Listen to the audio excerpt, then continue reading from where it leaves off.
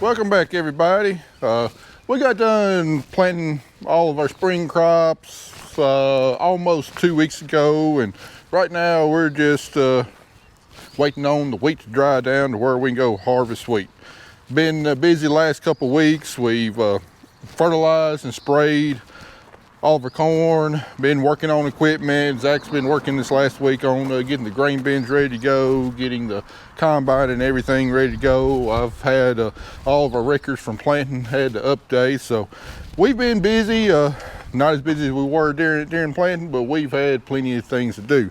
There's never a shortage of things to do out here on the farm. So here recently, I've had several people message me on Facebook, a couple comment in my comment section on my videos, and asking about precision planting and the systems I'm running and how do I like them, because they're seriously thinking about upgrading their planter to some of these systems. So this is kind of going to be a two-part video. First part, I'm going to talk about the precision systems on our planter, what I like about them, what I don't like about them, and then I'll take y'all to the field and we'll do kind of a crop tour to see how well our crops look, now that they've been growing a little while. What kind of job did the precision systems on the planter do, and how well are they growing?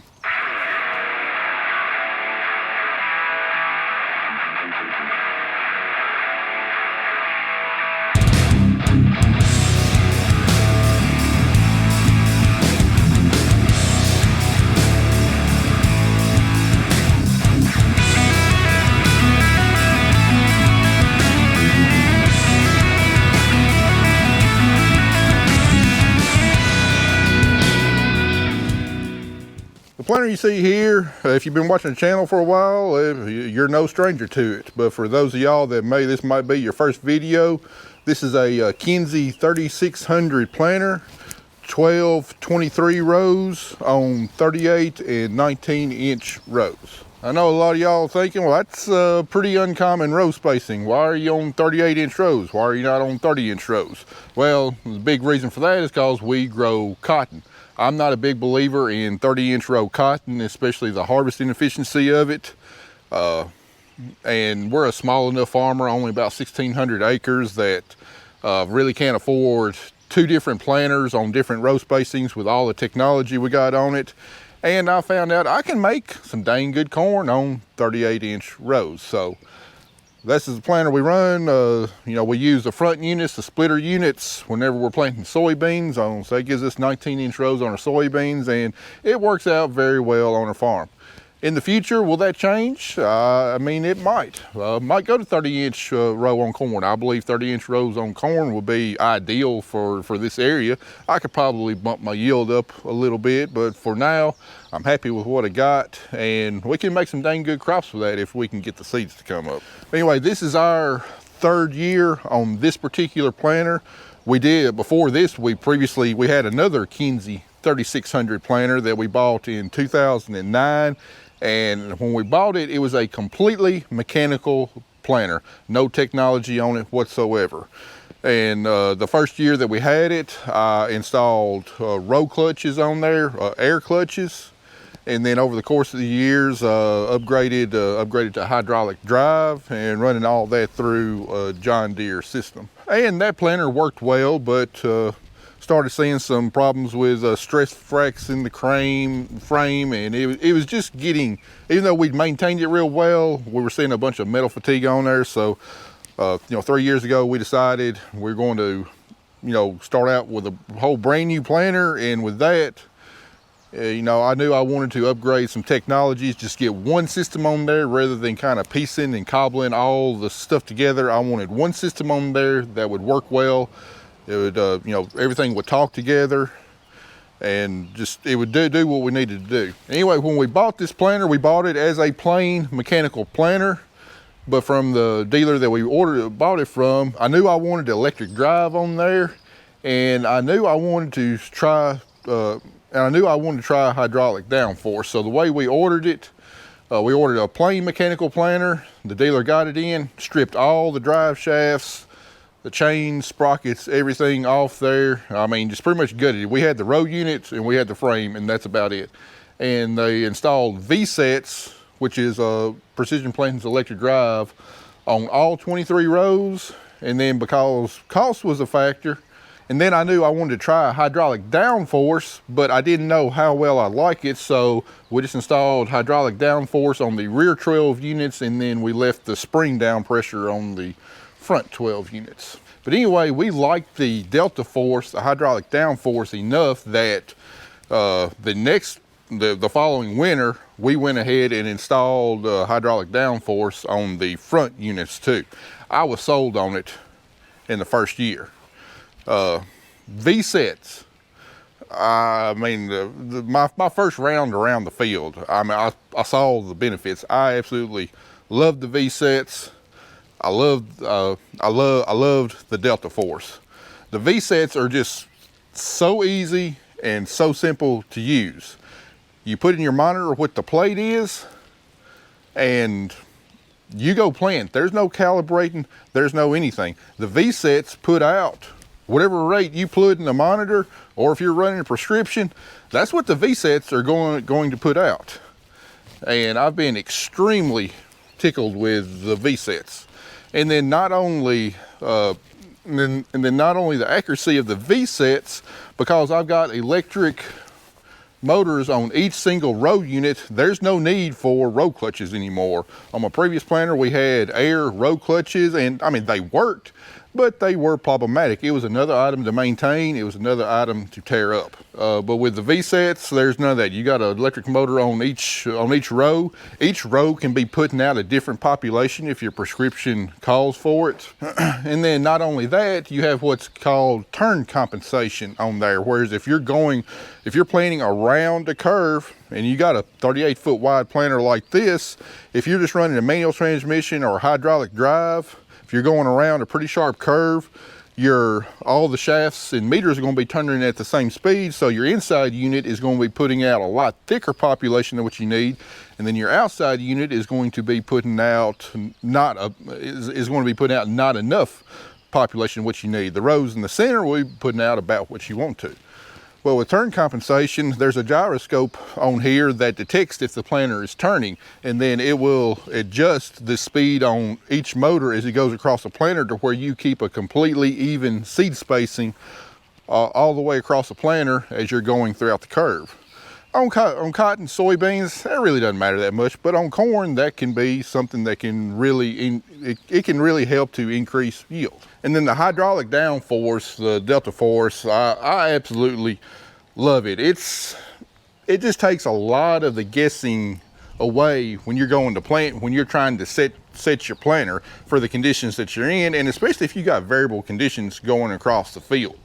I can see what the Delta Force is doing on the monitor in the tractor. I can see how much force is being applied to each unit, and I can also see if each unit is planting at the correct depth. If I'm getting weight on the gauge wheels through the load cell, that means that I'm getting enough downforce to adequately get the seed to whatever depth that I've put it at. And if I'm seeing that I'm losing ground contact, well, then that shows me that I'm not getting seed at the correct depth. So Delta Force has worked flawlessly. V-Set has worked flawlessly. Been super high on them. Would I order it again? Most definitely. Now, there's been a few other things that we've installed over the course of the last couple of years. After the first year, I also saw that Precision Planting offered what they call Smart Firmers, which is a seed firmer that also it functions as a seed firmer, but it also collects data as you're going throughout the field. And the data it collects is soil temperature, soil moisture, organic matter, CEC, and then it also has two metrics on there called clean furrow and uniform furrow. Do you have just soil in your furrow? Is it the same width, same depth all the way down through there, or do you have residue getting in there whether you might be hairpinning or not? And I'll be the first to admit that it's really neat watching it go throughout the field on my monitor, watching the organic matter change, watching the CEC change, all that kind of stuff. But this is where I kind of have a problem with Precision Systems. I don't know how accurate the data is on that. When I upload my planting data up to my software, where I've had my farms grid sampled, and I've got a good history knowing baseline what type of soils are on there, what the CEC is, organic matter levels and everything. The readings I'm getting off the smart farmers are not even close to what I'm seeing on my soil samples. So my question is, how accurate are these numbers? Because there's really no way to calibrate them. You put them on and the numbers that it gives you is the numbers you get. There's really no way to calibrate them. So as I'm going throughout the field, I'm seeing organic matter levels that are significantly lower than what my soil tests are showing. So which one's accurate? My soil test, which I'm only pulling, 5 or 6 cores from one spot in a 2.5 acre block, is that accurate? Or is the smart farmers accurate that's running across every acre? That I really don't know, but I see a lot lower organic matter levels from the smart farmers than I do my soil test. For the most part, I see quite a bit higher CEC levels from my smart farmers than I do my soil test. When it comes to soil temperature, sometimes the soil temperature corresponds with what I'm seeing from my handheld soil thermometer. I do see soil temperatures fluctuate quite a bit going throughout the day. I would think soil temperatures really would not warm up or not change that much during a day, but I can see up to 20-25 degree swings in a day on soil temperatures. Soil moisture, once you get used to what numbers you should be seeing, you can tell if a soil is drier or not. But if you go through, say you go through standing water, it's not going to read 100% moisture. Generally, what I've seen is that the number fluctuates somewhere between 35 to 50% moisture, which, I really don't know exactly what that corresponds to. So anyway, we're getting this data, we're putting it on our computers. It's really neat to watch, but is it worth it? I don't know. It's really not making me money. I know you do have the option with precision planting that you can actually create your own seeding prescription on the fly based upon what the organic matter levels was. And what I'm seeing from the organic matter levels, that's not a feature that I believe I would use. I wouldn't trust it to give me the right numbers. All right, and then going on, this last winter, we added 2 more systems on here to really help us adjust to just about any condition we'll see in the field, and especially to plant into our high biomass cover crops. Because last year when we planted cotton, we had a really hard time getting the seed in the ground, and we had a hard time getting the seed trench closed, and that was a result of just how much biomass we were planting through. So this last winter we added 2 more systems to this planter. We added Clean Sweep to the row cleaners, and then we added Furrow Force here as our closing systems. Before this, we were running what's called cotton closing wheels or double disc closers. It looks similar to this. You got 2 closing discs, and then you had 1 big press wheel here in the back with a spring on here, and you set the tension on the spring, and that's what you're going to get. Starting off with a Clean Sweep here, we got a air cylinder right here that can either take weight away from the row cleaner to make it lighter, or it can actually add downforce to the row cleaner to make it heavier. And we put the Clean Sweep to real good use this spring. On some of our farms that we're planting corn on, we did some tillage to smooth up some places in the fields.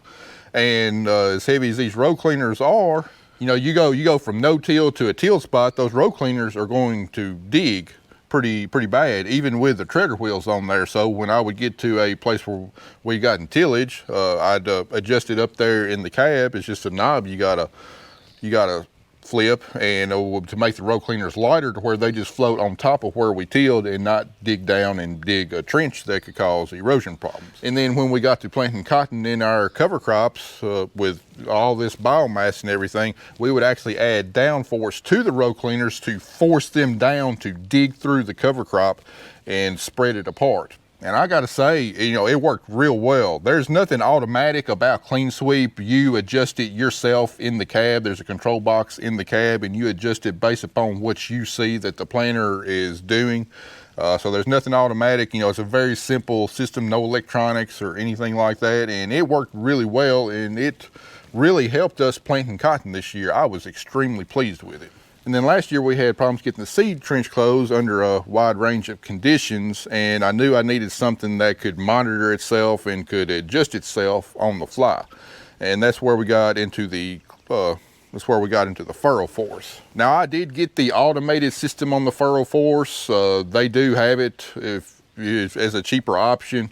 They can have it where you can adjust the air pressure yourself. There's no load cell back here and no module to automatically do it, and it is a cheaper option, but I wanted to be able to monitor it as it was going through the field and automatically adjust the air pressure in the bags to either give it more downforce or take away downforce. And the way this Furrow Force works is there's a load cell back here on your tail wheel, and it monitors that, and based upon the parameters you put in the monitor, it will either increase the air pressure of this airbag, or it will take it away to keep so many pounds of pressure on this tail wheel. And basically, if you've got any kind of reading on this tail wheel, any kind of load that the load cell is reading on this tail wheel, that means your closing wheels here are getting down in the ground, and they're doing their job of getting the seed trench closed. And like I said, we use this in a wide range of conditions this year, anywhere from wet to dry, to tilled ground, to low cover crop residue, to extremely high cover crop residue. And all I can say is this sucker works. It performed flawlessly in every single condition that we could throw at it. It closed a seed trench. It did exactly what it was supposed to do. I was extremely impressed with it. So anyway, that's a rundown of all the systems that we've got on this planter. We don't have speed tubes or anything. Now, if I was going to build a planter again with the systems that I saw in order of importance of the systems that I would have, I don't know if I could do it again without Delta Force. Don't know if I could do it again without V-sets. Now, Clean Sweep and Furrow Force, it depends on what you're planting into. I mean, we're planting into a jungle out there, some really difficult conditions to plant into, and the Furrow Force and Clean Sweep are absolutely vital to me. I will definitely have it again, but if you're just in a standard no-till environment or conventional till environment, would you like the systems? I'm sure you would. Would it be worth the money to you?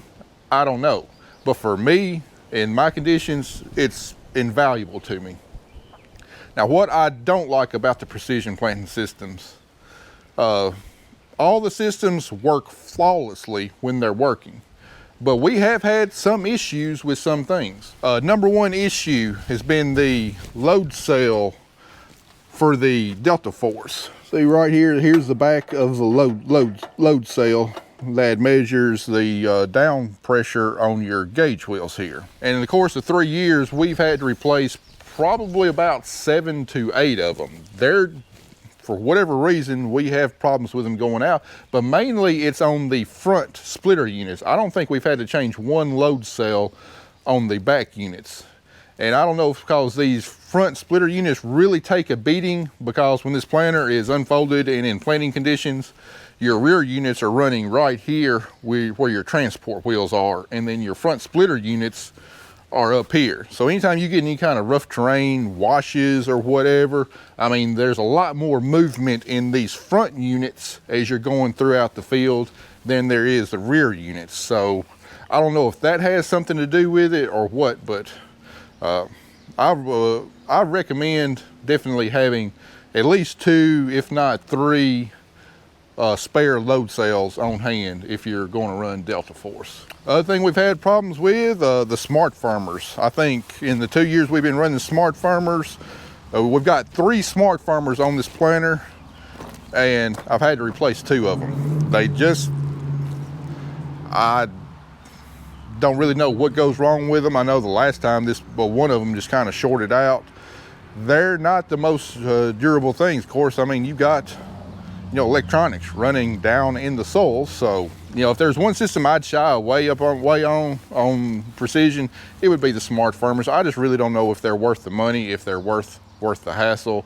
It's neat to watch, but I really don't know if it's worth it or not. Another problem we've had has been wiring harnesses. On this planter along the toolbar, there's backbone harnesses that go to each row. This planter has 4 of them, one on the left and one on the right, on the front and back. And we've had problems getting daisy chain breaks quite a bit. We've probably replaced 4 of those backbone harnesses. You know, there's really no place to tell where the break is. Now these wiring harnesses, I mean, they look tough. I mean, they're in this, you know, thick braided cable. I mean, they look like they would be almost indestructible, but for whatever reason, I mean, the cables are delicate, and we've had problems with the wiring harnesses. And I think we've had to replace 1 row unit harness. That's because it got pinched in the linkage. Really not a problem of the wiring harness. There's no wiring harness that would last in that kind of condition. And then the main harness going all the way down the tongue here, we've had to replace it. Well, we haven't had to replace it, but we've had to repair it in a couple places.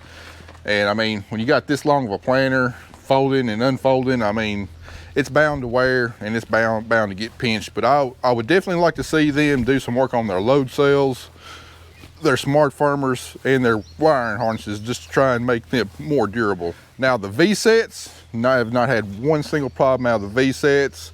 The hardware on the Delta Force, the cylinders, everything, not had one single problem out of it.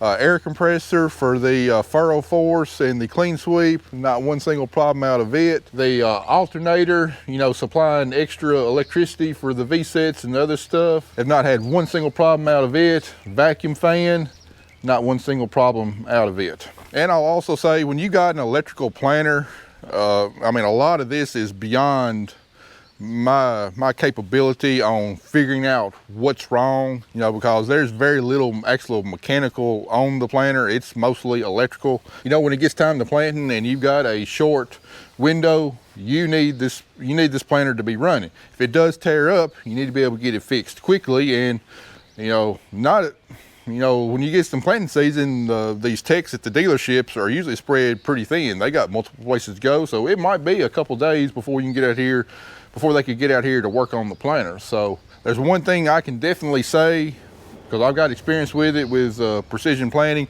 their support over the phone is absolutely phenomenal. Some of the best that I've ever dealt with. Very knowledgeable people, and they've helped me get all my problems solved. In fact, wrapping up cotton planting, I had a break in the wiring harness that I could not see going from the back of the tractor up here, and I didn't know it. You couldn't really see it.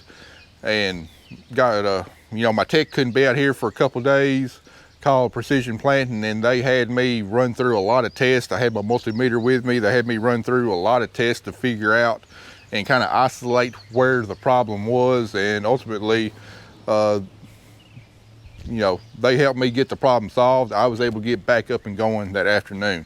And there's been several things I've had to contact Precision Planting about, and they've been absolutely fantastic on the support side. So I know this review is kind of getting long, but is Precision Planting worth it?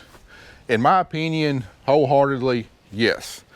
There's a few gremlins you might have to deal with, and some of the hardware might be a little bit more delicate than what you want, but do the systems work? Yeah, they work, and they work fantastically, with the exception of the smart firmers, in my opinion. You know, just the confidence it gives me going through the field, knowing that my planter's doing exactly what I want it to do, because I can see it on the screen. The monitoring is absolutely phenomenal, from the seed monitoring, you know, your population, your singulation, you know, the wave vision sensors on the seed tubes is absolutely awesome.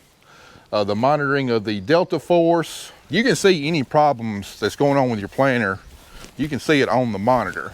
In fact, these Furrow Force here, I went through a wad of junk and cover crop planting up cotton, and anyway, wrapped these up to where they weren't turning anymore on one unit. I saw it on my monitor. You know, it wasn't doing the job. I saw it on my monitor, got down, you know, it was just dragging. It was dragging seed on that one row. But if I hadn't had this on here, if I hadn't been able to see it on my monitor, I never would have known it unless I just happened to get out and walk around. All right, you can see right here, I've got a pin on this Delta Force about to come out.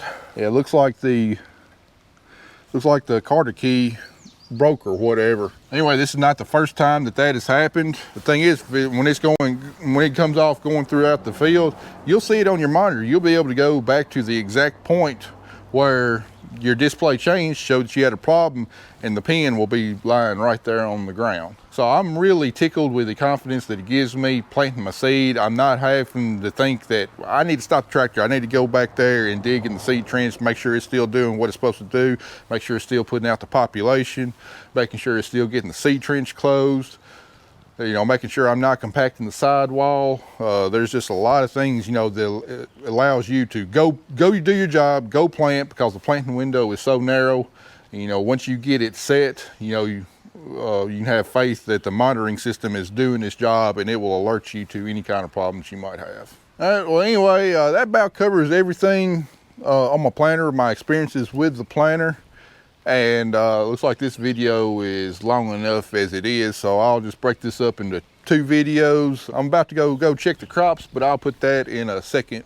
I'll put that in a second video for y'all. But anyway, hope this really helps out on if you're trying to debate whether you're going to purchase anything precision planting. I really hope that you know, my experiences, what I put on this video, really helps you decide whether it's worth it to you or not. I know it's worth it to me. Might not be worth it to everybody, but for me, it's been absolutely invaluable. So anyway, appreciate y'all watching. We'll see you on the next one.